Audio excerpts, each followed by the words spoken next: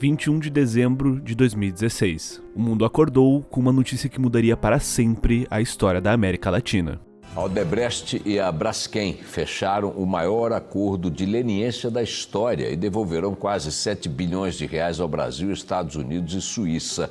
O Departamento de Justiça americano anunciou que o grupo pagou mais de $1 bilhão em propinas em 12 países para aprovação de projetos.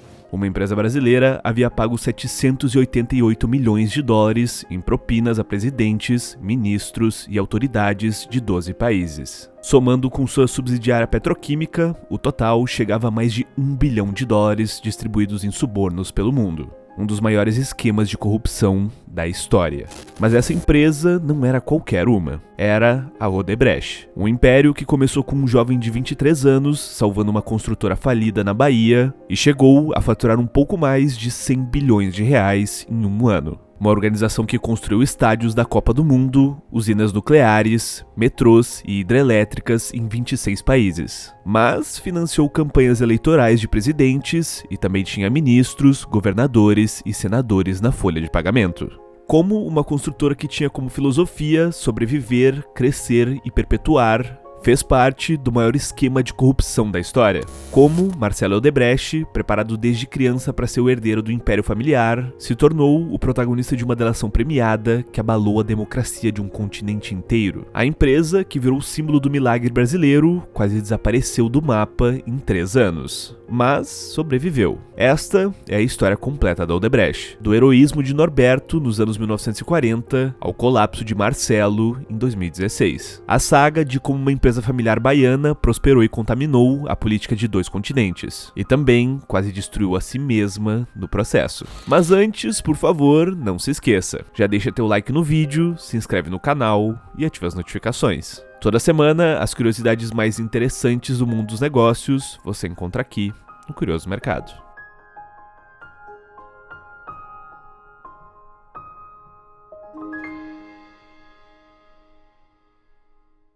A história da Odebrecht começa com uma decisão improvável que mudou os rumos de uma família inteira. E já que estamos falando sobre decisões que transformam o futuro, deixa eu aproveitar esse momento para te contar uma coisa importante. Você sabia que existe um visto que pode levar brasileiros qualificados direto ao Green Card nos Estados Unidos, mesmo sem uma oferta de trabalho por lá? É o EB-2NIW, ideal para profissionais com formação sólida e impacto na sua área de atuação, como engenheiros, profissionais de saúde, pesquisadores, especialistas em tecnologia e tantos outros. E para entender como trilhar esse caminho rumo aos Estados Unidos, o ideal é contar com quem tem autoridade no assunto. A D4U Immigration oferece suporte administrativo para pessoas que desejam visitar, trabalhar, viver e investir no exterior. Com a maior taxa de aprovação do mercado e mais de 14 mil beneficiados, foi eleita por 4 anos consecutivos a melhor empresa para quem quer morar fora. Escaneia o QR Code na tela ou clica no primeiro comentário fixado. O time da D4U vai te mostrar os caminhos para iniciar sua jornada internacional.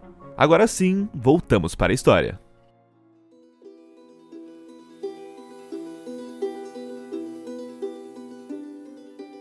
Nossa história começa em 1944, no meio da Segunda Guerra Mundial, mas suas raízes estão plantadas muito antes. Emil Odebrecht chegou ao Brasil no final dos anos 1850, trazendo consigo a rígida disciplina luterana alemã, trabalho antes da diversão. Seu filho, Emílio, aprendeu a técnica do concreto armado e montou sua própria construtora nos anos 1920 na Bahia. Tudo ia bem.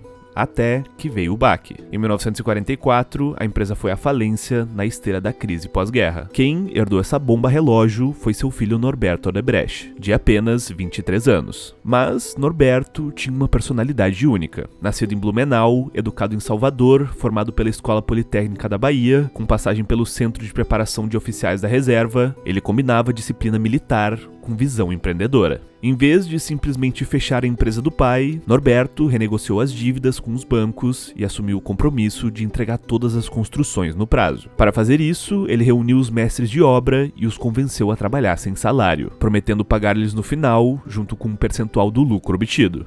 Eu precisava de muitas obras para poder pagar as dívidas. E eu tinha muitos mestres.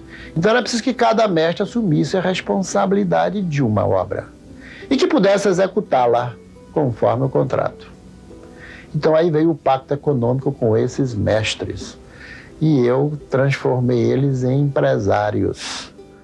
Era uma das primeiras experiências de remuneração variável no Brasil, no setor. E o plano funcionou. 2 anos depois, Norberto tinha pago todas as dívidas e recuperado o respeito de banqueiros e operários. E a Odebrecht havia renascido das cinzas como uma fênix. Norberto se casou com Yolanda Alves, filha da elite baiana. Ele era um homem reservado, formal e de ternos claros impecáveis. Gostava de ser chamado de engenheiro Norberto Odebrecht e cultivava uma aura quase mítica. A amizade com a irmã Dulce, ícone da caridade baiana, lhe deu o verniz de empresário benfeitor.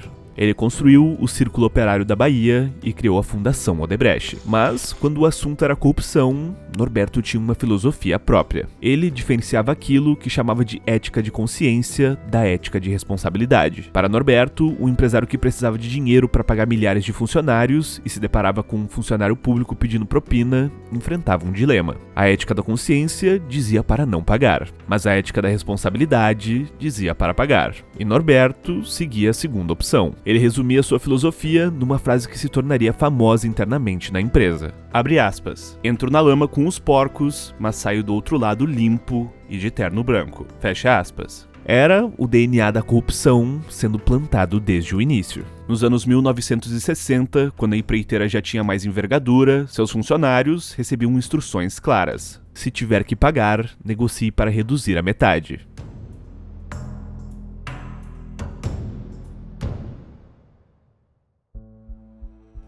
O senador Jader Barbalho sabe melhor do que ninguém que sou honesto. Dr. Norberto tinha uma ótima relação com Antônio Carlos Magalhães, o ACM, ex-deputado federal, ex-prefeito de Salvador e ex-governador do estado. Enquanto prefeito, no final dos anos 1960, ACM foi responsável por aterrar as avenidas de Vales e modernizar a cidade. Os empreiteiros o apelidaram de Pelé do Asfalto.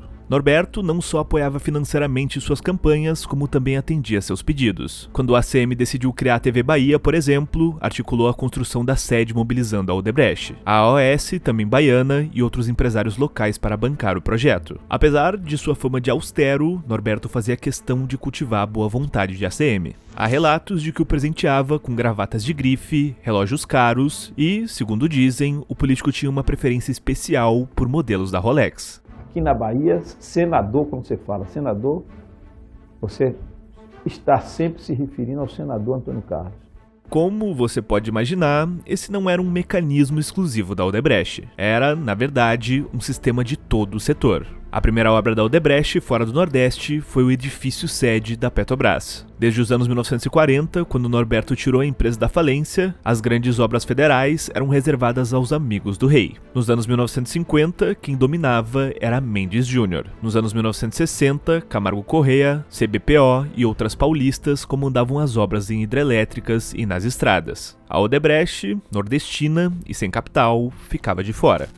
A empresa baiana passou anos atuando em obras privadas, licitações estaduais e projetos da Sudene, apoiada pelos políticos locais, mas sem conseguir entrar no restrito clube dos grandes. Até que surgiu a Petrobras. A estatal, criada em 1953 com a missão de explorar petróleo no Nordeste brasileiro, tinha forte presença na Bahia. A Odebrecht construiu no estado um acampamento de operários da obra de um oleoduto, uma refinaria, 2 fábricas de gasolina e a sede em Salvador. Em 1966, quando a direção da empresa decidiu construir sua nova e agora conhecida sede no Rio de Janeiro, impulsionada pela exploração de petróleo na costa, surgiu a chance que Norberto esperava. O edital exigia que a empreiteira tivesse experiência em obras para a estatal, e pela coincidência geográfica, a Odebrecht se qualificava. Norberto venceu a licitação para erguer um prédio de 26 andares com 32 mil metros cúbicos de concreto e 3 mil toneladas de aço, prometendo entregar em 660 dias por 80 milhões de dólares. E esse era o início da trajetória da empresa baiana pelo Brasil.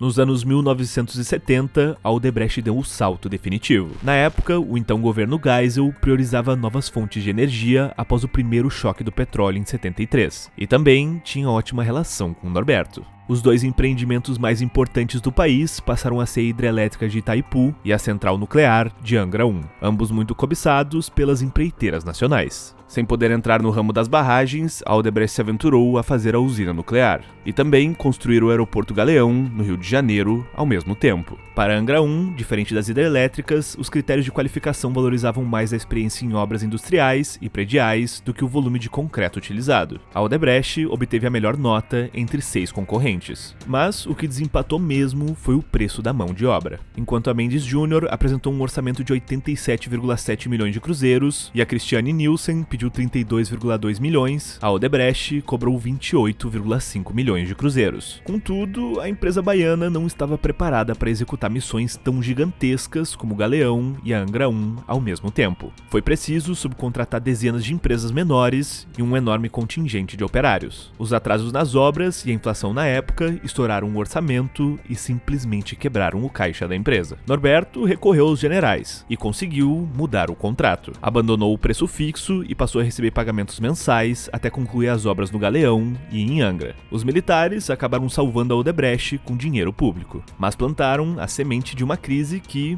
anos depois, acabaria em CPI. Até o final da obra de Angra 1, por exemplo, o contrato recebeu vários aditivos. O custo final foi de cerca de 940 milhões de cruzeiros, 32 vezes maior que o inicial. Assim, a empresa baiana descobriu uma fórmula de operar: ganhar contratos com preços baixos, depois renegociar valores muito maiores durante a execução, usando a sua influência. E surgiu assim, em 1978, o primeiro grande escândalo público da empreiteira. No litoral da Baía de Angra dos Reis, estado do Rio, está sendo construída a primeira usina nuclear brasileira. A conclusão da obra foi prevista para 1976. No ano seguinte, entrará em funcionamento gerando energia para a região centro-sul do país. Naquele ano, a revista alemã Der Spiegel publicou uma reportagem devastadora sobre o superfaturamento nas obras de Angra, chamando o projeto de um fracasso bilionário. Nem mesmo a ditadura poderia fingir que não estava acontecendo nada. Uma CPI foi criada para investigar. Em 17 de abril de 1979, um Odebrecht foi ouvido pela primeira vez em uma CPI no Congresso Nacional. Norberto compareceu trajando um terno escuro e aparentando calma. Defendeu a empresa e disse não ter nada a temer. A empreiteira passou pelo depoimento, mas ficou claro, por exemplo, que sua contratação para a obra de Angra havia sido contestada pelos técnicos avaliadores, mas acabou sendo imposta pelo presidente da Eletrobras na época, Antônio Carlos Magalhães. Bom, você já sabe. Acusações provavelmente o senador Jader apontará em relação à minha vida. Eu faço questão que aponte para que eu possa desmenti-las todas como tenho feito em todos os episódios de uma longa vida pública. Esse era o primeiro vislumbre de como funcionava o sistema. Pressão política sobrepujando critérios técnicos e contratos com aditivos milionários. No fim, a Odebrecht saiu ilesa da CPI, mas o padrão estava estabelecido. E esse era só o começo.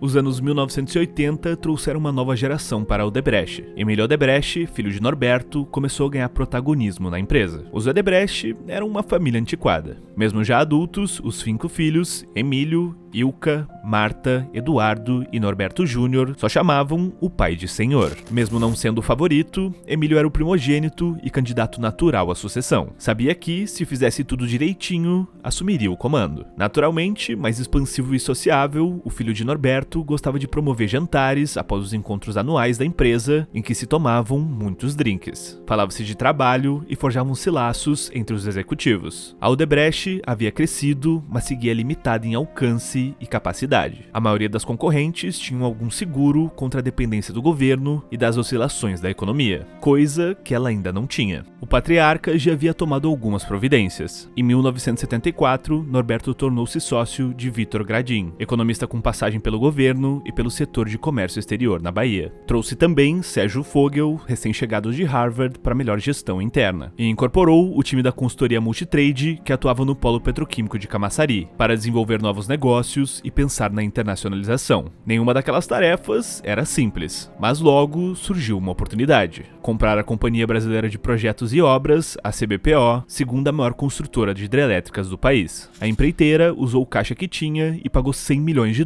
por 49% da empresa em 1980. No pacote, levou as certificações para a construção de barragens e, não menos valiosas, as relações políticas da empreiteira.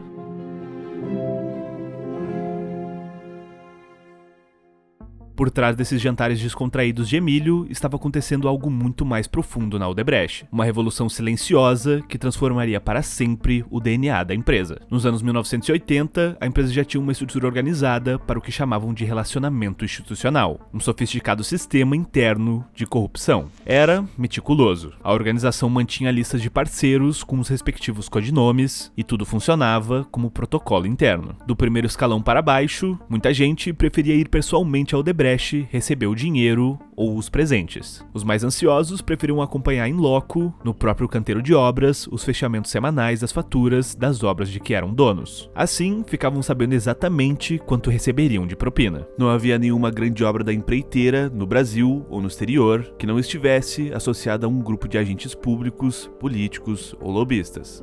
E, de fato, o sistema funcionava. A prova disso é que nos anos 80, o Grupo Odebrecht já havia se tornado um conglomerado com 30 empresas e 43 mil funcionários distribuídos em 12 países. Faturava $2,6 bilhões, dos quais 22% vinham do exterior. A década perdida trouxe crises e oportunidades em igual medida. E foi ali que a Odebrecht mostrou sua verdadeira cara. Em 1992, a CPI do PC Farias descobriu que a empreiteira havia pago milhões de dólares a empresas de fachada do primeiro amigo do presidente Collor. As planilhas eram claras. Cada pagamento correspondia a uma obra pública específica. Mas a Odebrecht tinha uma defesa pronta. Os serviços haviam sido realmente prestados. Quando questionado, Emílio Odebrecht não conseguiu comprovar o que disse, mas também não foi indiciado. E tudo terminou em pizza. A empresa não era a única a agir assim. Praticamente todas as grandes construtoras tinham seu canal privilegiado com PC. Calculava-se que a parte visível do esquema, PC movimentou $230 milhões.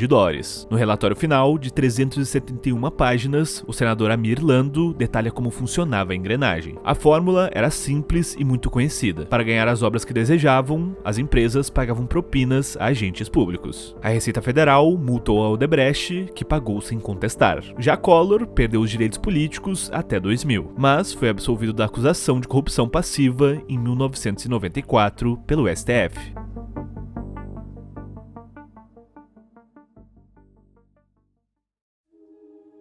Os anos 1990 marcaram o salto da empreiteira brasileira na expansão global, aplicando lá fora o modelo Tupiniquim. Enquanto outras construtoras se contentavam em fazer obras pontuais no exterior, Emílio Odebrecht arquitetava algo muito mais ambicioso: transformar a empresa numa ferramenta de soft power brasileiro. A estratégia não nasceu por acaso. Depois do fracasso na licitação da hidrelétrica de Culbún-Maticura, no Chile, onde perderam para concorrentes internacionais, os executivos da Odebrecht aprenderam duas lições fundamentais. A primeira: bom cabrito não berra. Era preciso operar em silêncio. E a segunda, e mais importante, só valia a pena atuar em países da base geopolítica brasileira. A partir daí, desenvolveram um modus operandi único. Ao contrário das concorrentes, que chegavam a um país, faziam a obra e iam embora, a Odebrecht se estabelecia definitivamente. Contratava pessoal local, montava escritórios, criava laços profundos com as elites políticas. Era uma forma de vender projetos como se fossem melhores para o país, criando até a demanda por novas obras. O princípio se tornou pilar dos negócios: manter com cada governante uma relação de confiança e lealdade que extrapolasse o âmbito puramente comercial. Quando isso foi sistematizado na tecnologia empresarial Odebrecht, ganhou o nome técnico de domínio do relacionamento político estratégico.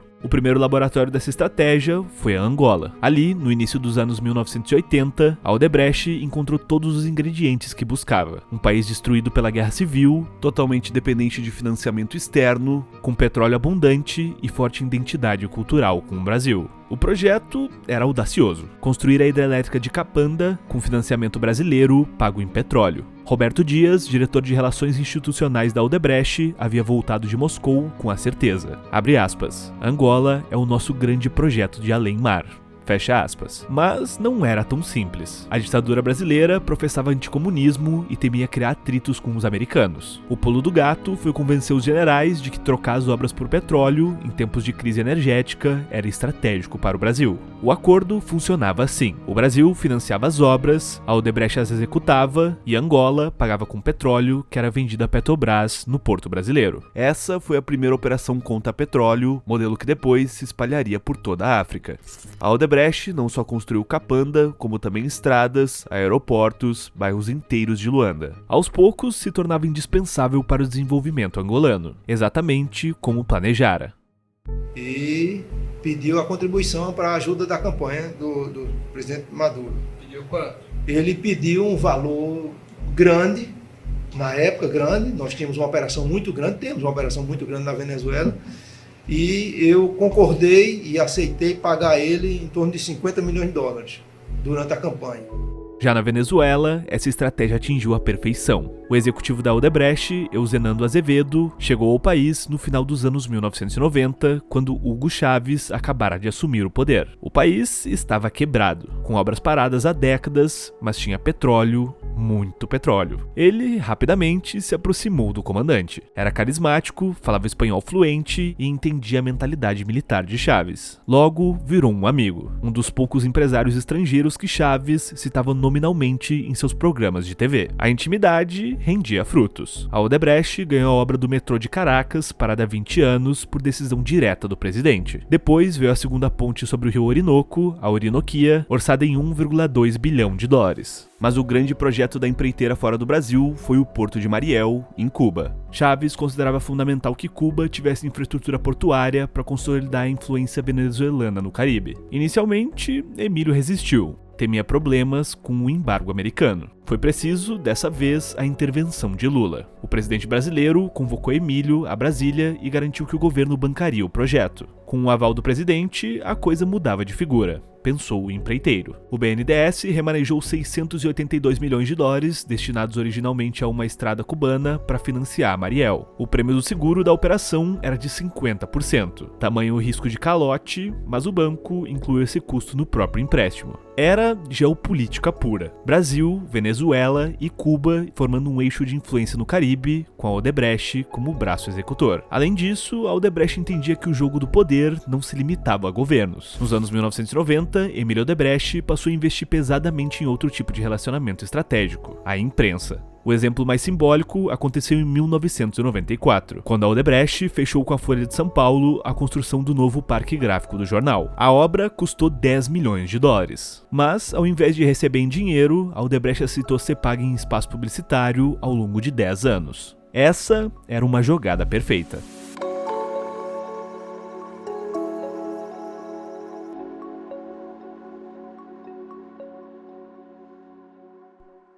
Enquanto expandia globalmente, a Odebrecht também sofisticava seu sistema interno de corrupção, o que começou nos anos 1980 como listas manuscritas de parceiros com codinomes, evoluiu para uma operação industrial de lavagem de dinheiro. Nos anos 2000, o sistema deu um salto qualitativo com a criação formal do Departamento de Operações Estruturadas. Era, na prática, o setor de propinas da Odebrecht, mas funcionava como um sofisticado banco paralelo. O departamento tinha offshores espalhadas por paraísos fiscais, Suíça, Antígua, Panamá, sistema criptografado próprio para comunicação segura, planilhas detalhadas com contas correntes de cada beneficiário, rede de operadores especializados em diferentes países e bancos próprios para facilitar as operações. O sistema de criptografia se chamava Drosis e era uma obra de arte tecnológica. Desenvolvido especialmente para o departamento, permitia a troca de e-mails e chat entre usuários que só se identificavam por codinomes. Era como um WhatsApp da corrupção, só que com criptografia militar.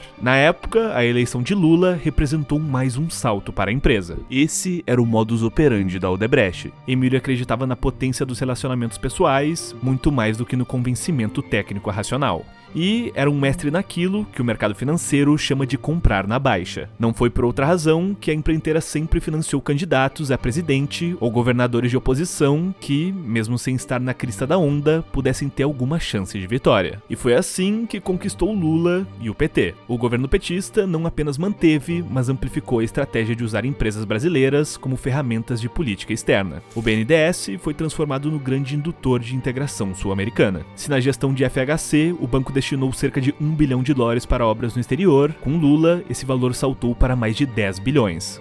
A iniciativa para a integração de infraestrutura regional sul-americana virou realidade, bancada por muito dinheiro brasileiro. E a Odebrecht, com sua experiência internacional e relacionamento geopolítico, foi grande beneficiária.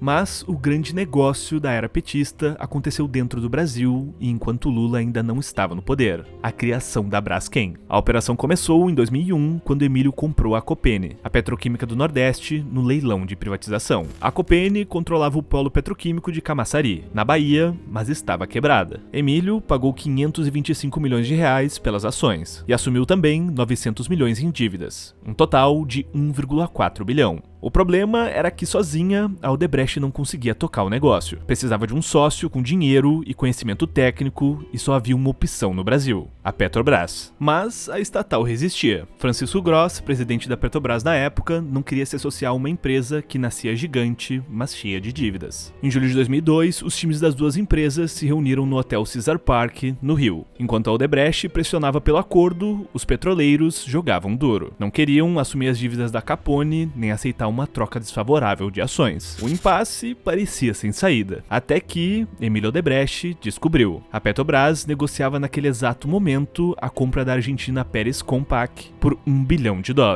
Ele foi direto ao ponto. Como a Petrobras tinha dinheiro para comprar uma empresa estrangeira e não apoiava um grupo brasileiro que geraria empregos no país, o recado chegou até a FHC, que interveio. Um mês depois, o acordo saiu. A Braskem nascia como joint venture, com a Odebrecht no comando e a Petrobras como sócia minoritária. O novo negócio rapidamente se tornou muito mais que uma fonte de lucros para a Odebrecht. Era a galinha dos ovos de ouro, o ativo que dava credibilidade financeira para todas as outras operações do grupo. E também uma grande ferramenta política.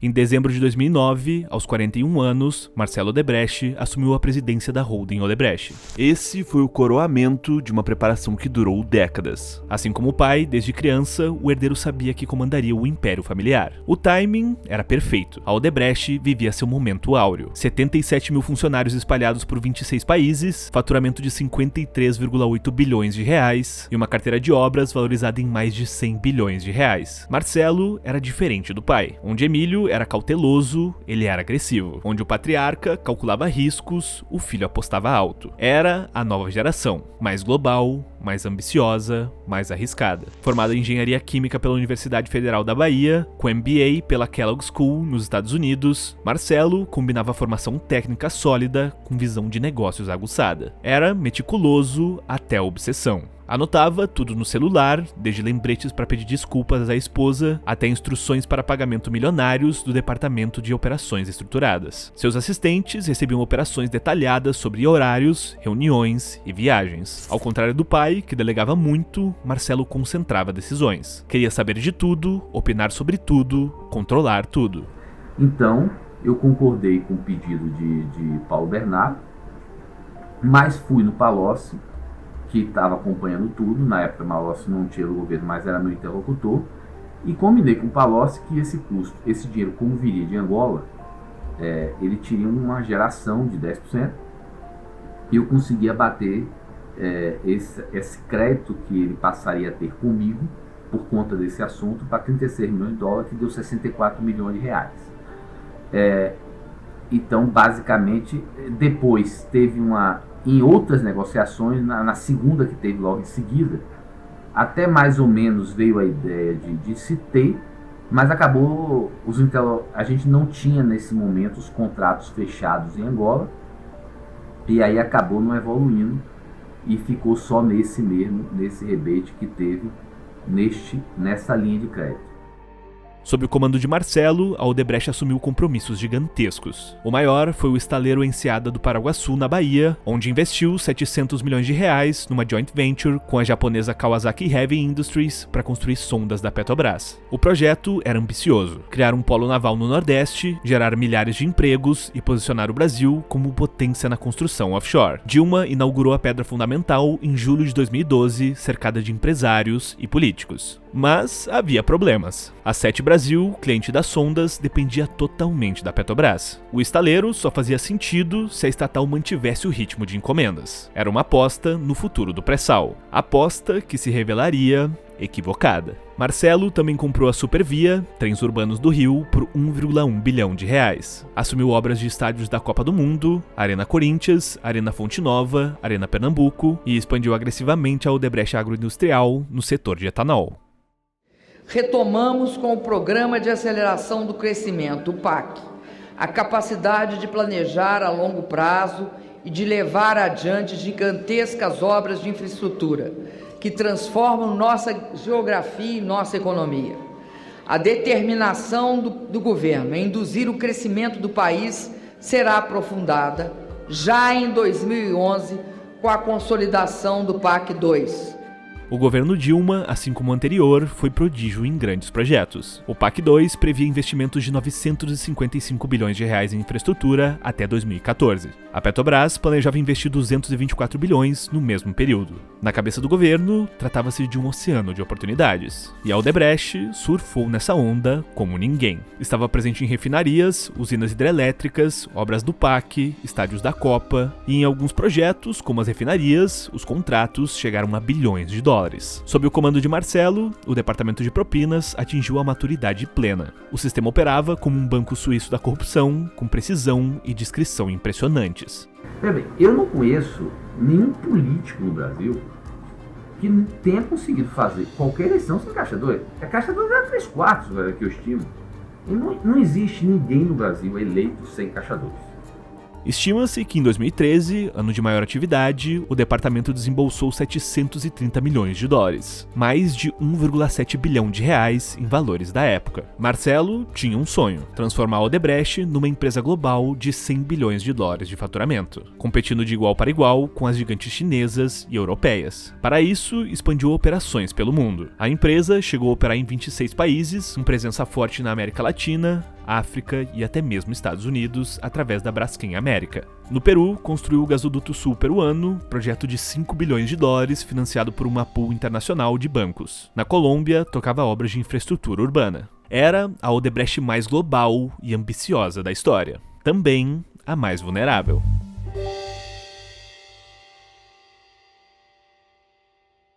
A las autoridades brasileiras, lideradas por Sua Excelência a Presidente Dilma Rousseff.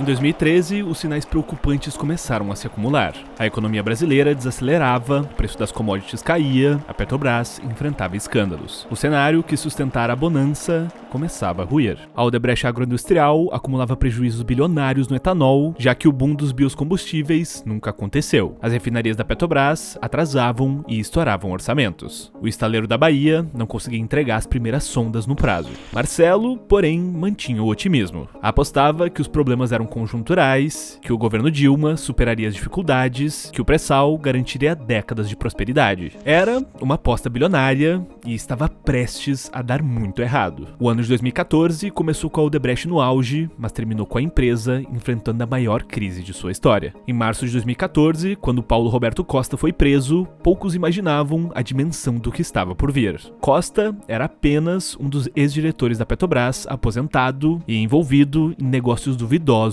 com doleiros. Mas ele sabia demais.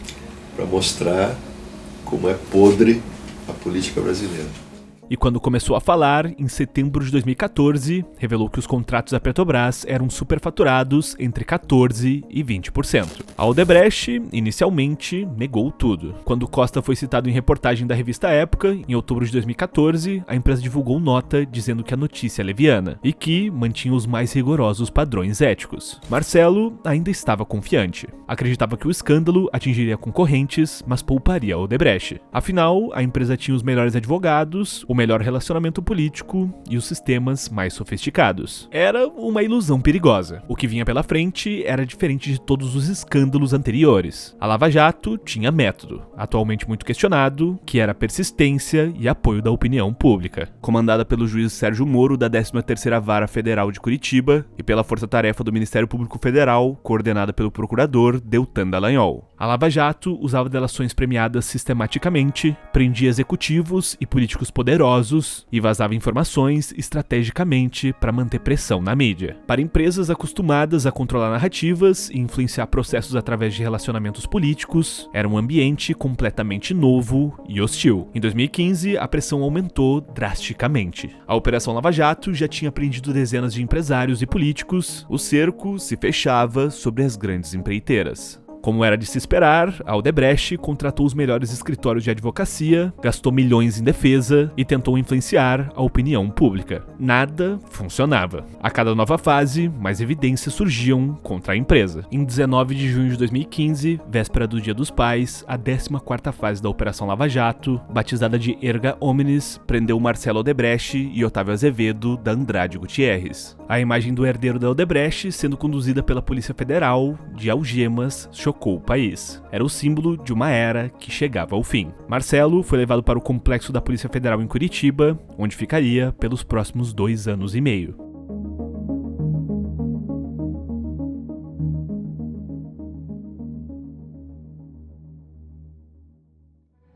Enquanto Marcelo estava preso, Emílio foi obrigado a voltar ao comando operacional da empresa. Newton de Souza assumiu a presidência executiva, tentando manter a companhia funcionando. Mas era como tentar apagar incêndio com um balde da água. A Petrobras cancelou contratos bilionários, o governo federal paralisou obras do PAC, estados e municípios romperam acordos, e no exterior, países como Peru e Colômbia abriram investigações. O estaleiro da Bahia, que havia consumido 700 milhões de reais, virou o elefante branco. A Sete Brasil, cliente das sondas, pediu recuperação judicial e o sonho naval brasileiro morreu antes de começar. Foi um negócio instantâneo assim, né, que tava todo mundo trabalhando aqui, né? Aí do nada surgiu aquela notícia, né, que impactou a todos, que ia ter que demitir, que surgiu até boato que o estaleiro ia fechar a porta, né? Aquilo ali foi um momento muito triste aí na nossa vida, não só da minha, mas de todo pai de família aqui do nosso Recôncavo Baiano aqui, né? No final de 2016, acuada financeiramente e criminalmente, a Odebrecht tomou a decisão que selaria seu destino: anunciar colaboração definitiva com a Lava Jato. Na época, a delação da Odebrecht se tornou a maior da história mundial. 77 executivos participaram. As negociações começaram efetivamente em fevereiro de 2016, quando Emílio finalmente aceitou que não havia alternativa. A empresa estava falida, moral e financeiramente. A cada dia, novos executivos eram presos. Teodomiro Dias, advogado da família, coordenou o processo pelo lado da Odebrecht. Do lado da Lava Jato, Deltan Dallagnol conduzia as tratativas. Era uma negociação complexa envolvendo centenas de crimes em vários países. Mas o grande desafio era convencer Marcelo a aderir ao acordo. Em 21 de dezembro de 2016, a Odebrecht finalmente assinou o que seria o maior acordo de leniência da história mundial. 3,5 bilhões de dólares em multas divididas entre Brasil, Estados Unidos e Suíça. Na delação, a empresa admitiu ter pago 788 milhões de dólares em propinas a autoridades de 12 países. Somando com a subsidiária Braskem, o total chegava a mais de 1 bilhão de dólares. Tudo que está acontecendo era um negócio institucionalizado. Era uma coisa normal. Em função de todos esses números de partidos, onde o que eles brigavam eram por quê? Por cargos? Não, todo mundo sabia que não era. Era para orçamentos gordos. Que eles queriam, ali colocavam, os partidos então colocavam seus mandatários com a finalidade de arrecadar recursos para o partido, para os políticos. E isso é há 30 anos que se faz isso. Era o reconhecimento oficial. A Odebrecht havia criado o maior esquema de corrupção transacional já descoberto. O escândalo marcou o fim, pelo menos momentâneo, da estratégia brasileira de usar empresas nacionais como ferramentas de política externa. O BNDES suspendeu novos financiamentos e o Itamaraty foi obrigado a dar explicações constrangedoras. A diplomacia da empreiteira, que durante anos ampliou a influência brasileira na América Latina e na África, morreu junto com a reputação da Odebrecht.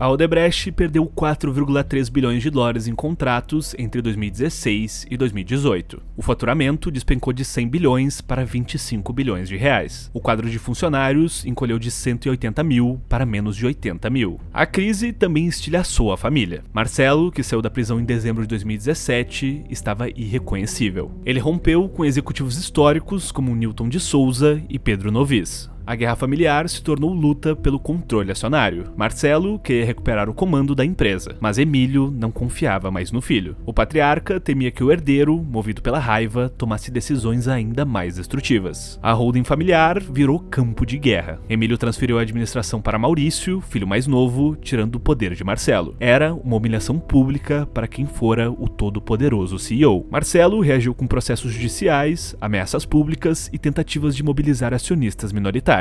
Chegou a ameaçar contar tudo sobre os negócios da família se não recuperasse o controle. E enquanto a família brigava, a situação financeira se deteriorava rapidamente. A Odebrecht tinha uma dívida monstruosa. O problema é que grande parte dessa dívida estava garantida por avais da holding que não valiam mais nada. Com a perda de receitas e ativos, a capacidade de pagamento havia desaparecido. A empresa tentou vender ativos para honrar compromissos. A Odebrecht Ambiental, por exemplo, foi vendida para Brookfield por 878 milhões de dólares, mas não era o suficiente. Em junho de 2019, exato 4 anos após a prisão de Marcelo, a Odebrecht pediu recuperação judicial, a maior da história brasileira. Além da holding, 21 subsidiárias pediam proteção contra credores. As dívidas somavam 98,5 bilhões de reais. Era um número impressionante, mas não refletia a realidade completa. Somando avais e garantias que a holding havia dado para empresas do grupo, o passivo total chegava a mais de 120 bilhões de reais. Para se ter ideia da dimensão, era mais que o PIB de países inteiros, maior que o orçamento anual de vários estados brasileiros. O ativo mais disputado pelos credores passou a ser a participação na Braskem. A petroquímica valia 25 bilhões de reais e gerava os únicos lucros consistentes do grupo. Quem controlasse a Braskem controlaria o futuro da Odebrecht. Mas os bancos tinham as ações como garantia, e a Petrobras, sócia minoritária, queria se livrar do vizinho inconveniente. Após 2 anos de negociações intensas, o plano de recuperação foi aprovado em 2021. A Odebrecht manteve o controle da Braskem, mas sob condições draconianas. A empresa só receberia 20% dos dividendos da petroquímica. O restante vai para os credores. A gestão da Braskem foi profissionalizada com executivos independentes. A família Odebrecht perdeu efetivamente o controle operacional.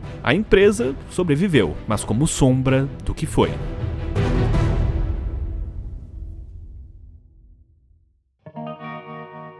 A Odebrecht desmoronou. Seus executivos foram presos, suas operações internacionais secaram e seu império virou pó. A empresa, que um dia simbolizou o milagre brasileiro, agora sobrevivia como um zumbi corporativo, sustentada quase exclusivamente pela Braskem, que, aliás, ela já nem mais controlava de verdade. Mas, no Brasil, nem todos os finais são definitivos. Em junho de 2024, a segunda turma do STF anulou as provas obtidas dos sistemas DROSES e MyWebDB, utilizadas no acordo de leniência no âmbito da Operação Lava Jato. Isso colocou em xeque a base probatória de vários processos, inclusive o de Marcelo, e abriu caminhos para questionamentos sobre a validade do próprio acordo. A decisão foi baseada no argumento de que houve ilegalidades nas obtenções das provas, que teria sido feita sem seguir os trâmites formais exigidos pela legislação brasileira. Agora à noite, o site Intercept divulgou trechos de mensagens atribuídas a procuradores da Força Tarefa da Lava Jato em Curitiba e ao então juiz Sérgio Moro, atual ministro da Justiça.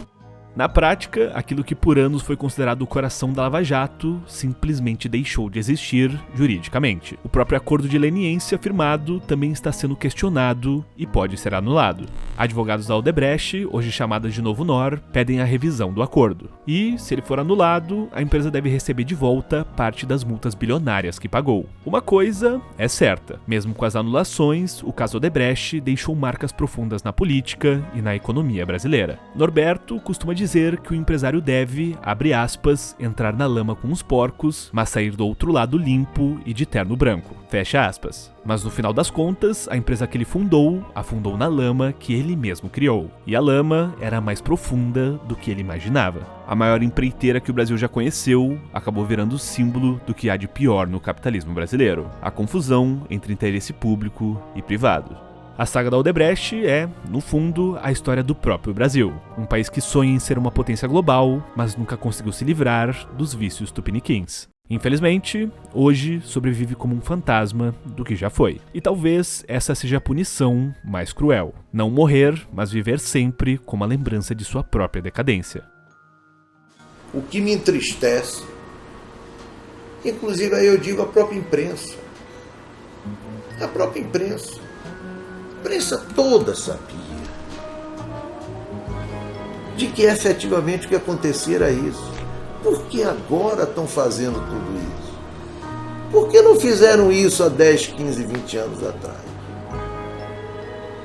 Porque tudo isso é feito há 30 anos. Curioso Mercado, conteúdo para quem tem conteúdo. Você sabia que o Curioso Mercado agora tem sua própria newsletter? Enquanto todo mundo lê as mesmas notícias de sempre, tem gente descobrindo os bastidores do mercado de um jeito diferente. Na nossa newsletter você encontra as melhores histórias do mundo dos negócios, além de recomendações de conteúdos para você ir ainda mais fundo. É gratuito e direto no seu e-mail e sempre tem algo interessante para você ler. Aponte a câmera do celular para o QR Code que está aí na tela ou acesse o link no comentário fixado do vídeo. Te esperamos lá!